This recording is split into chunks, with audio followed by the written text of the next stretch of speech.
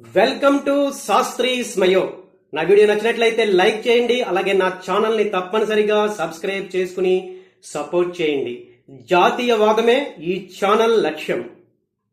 సిజేపి cockroaches Janata party Gen Z పేరుతో social మీడియాలో viral అవుతున్న అన్రిజిస్టర్డ్ పొలిటికల్ పార్టీ ఈ కాక్రోచెస్ జనతా పార్టీ, అదేనండి బొద్దింకల పార్టీ. అయితే ఈ కాక్రోచెస్ జనతా పార్టీ ఏర్పాటు వెనుక అమెరికా డీప్ స్టేట్ హస్తం ఉందా?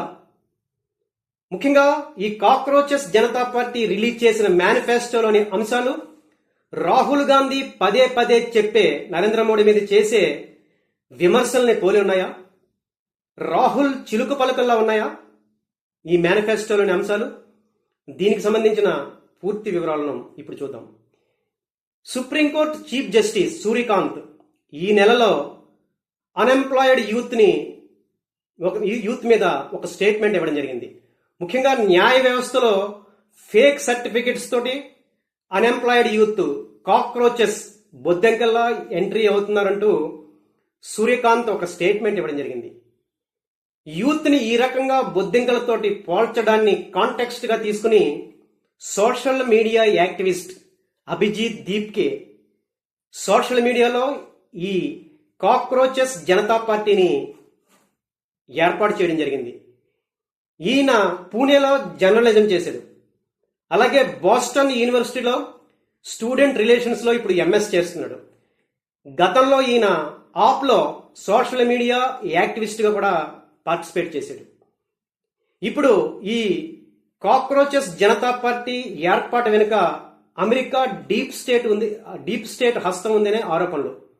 అమెరికా డీప్ స్టేట్, ఈ డీప్ స్టేట్ లో American politicians, American business tycoons, ex bureaucrats వీరందరూ ఒక గ్రూప్ గా ఉంటారు. వీళ్ళ మెయిన్ లక్ష్యం ఏంటంటే ప్రపంచంలో ఏ దేశమైనా ఈ డీప్ స్టేట్ కి వ్యతిరేకంగా పనిచేస్తుంటే, ఈ డీప్ స్టేట్ లక్ష్యాలకు అనుగుణంగా లేకపోతే ఆ ప్రభుత్వాన్ని కూల్చేసి దానికి స్థానంలో వాళ్ళకి అనుకూలమైన ప్రభుత్వాన్ని ఏర్పాటు చేయడమే ఈ అమెరికాలోని డీప్ స్టేట్ ప్రధాన లక్ష్యం. ముఖ్యంగా మనం 2024లో బంగ్లాదేశ్లో చూసాం. జన్ జడ్ పేరుతో హసీనా ప్రభుత్వాన్ని కూల్చి అక్కడ నూతన ప్రభుత్వం, వేరే ప్రభుత్వం, యూనస్ ప్రభుత్వం ఏర్పాటు కావడంలో ఈ అమెరికా డీప్ స్టేట్ ఉందనే ఆరోపణలు ఉన్నాయి. అలాగే జన్ జడ్ పేరుతో నేపాల్లో కూడా 2025లో ఒక పెద్ద సోషల్ మీడియా వేదికగా పెద్ద విప్లవం వచ్చింది. దాని వెనక కూడా ఈ అమెరికా డీప్ స్టేట్ ఉందనే ఆరోపణలు ఉన్నాయి.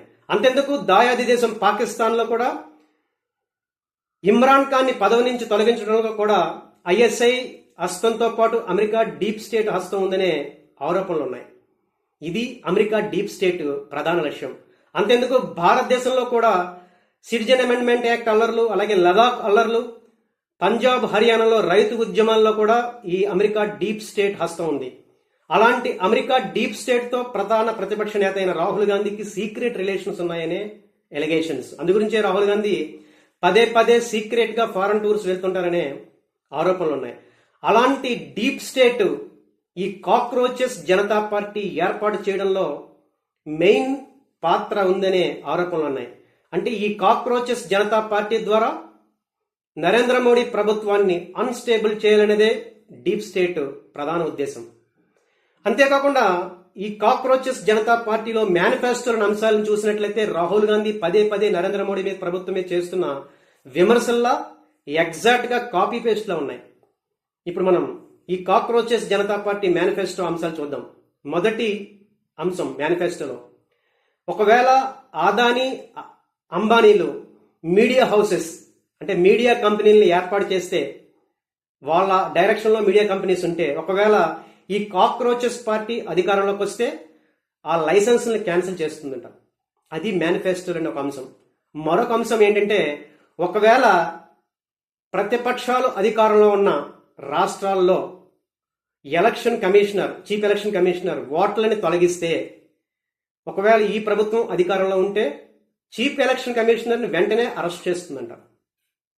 అంతేకాకుండా చీఫ్ జస్టిస్ రిటైర్ అయిన తర్వాత వాళ్ళకి రాజ్యసభలు ఇవ్వకుండా ఈ కాక్రోచెస్ జనతా పార్టీ అడ్డుకుంటుందంట.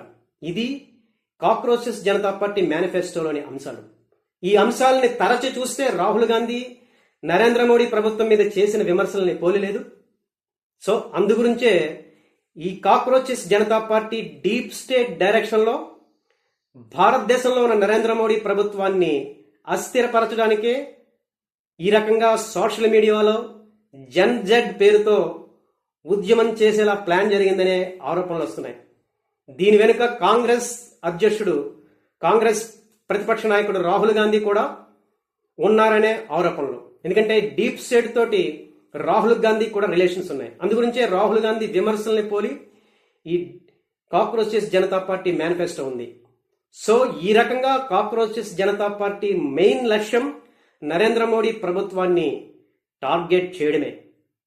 సో ఈ రకంగా కాక్రోచెస్ జనతా పార్టీ వెనుక అమెరికా డీప్ స్టేట్ అలాగే ప్రతిపక్షం రాహుల్ గాంధీ హస్తం ఉందనేది ఆరోపణల స్టేజ్లో ఉన్న అంశం. సో ఈరోజు ఈ వీడియోలో నేను ఎక్స్ప్రెస్ చేసిన ఈ కాక్రోచ్ జనతా పార్టీ వెనుక అమెరికా డీప్ స్టేట్ అలాగే ప్రతిపక్ష నేత రాహుల్ గాంధీ హస్తం ఉంది అనే ఆరోపణలు మీరు ఏకీభవిస్తారా? మీ అభిప్రాయాన్ని కామెంట్స్లో తెలియజేయండి. Thank you.